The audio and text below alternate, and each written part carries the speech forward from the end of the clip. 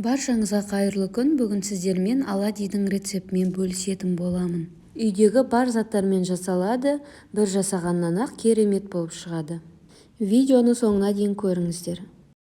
Оладьиді жасау үшін бізге 1 стакан айран керек. Дүкенде сатылатын айран да жарай береді. Және үстіне 1 жұмыртқа, 3 ас қасық қант салып, жақсылап араластырамыз.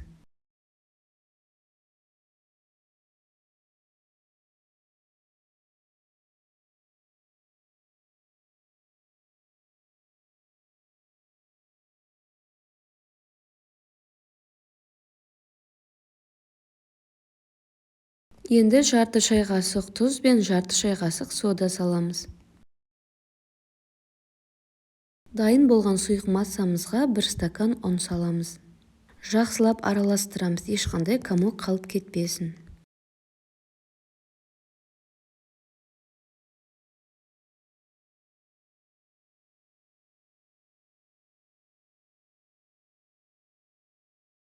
Ұнды жақсылап араластырып болған соң, үстіне 2,5 ас қасық сұйық май құямыз.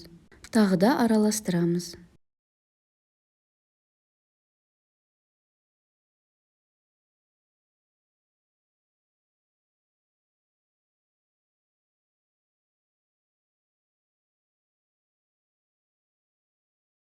Баяу отта сковородкамызды қыздырып аламыз. 1 рет майлап қойсақ жеткілікті. Қайта майлаудың қажеті жоқ.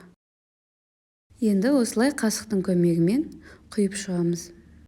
Оладьиіміздің бетіне шариктер шығып, беті құрғаған соң келесі бетіне аударамыз. Өте баяу отта пісіреміз.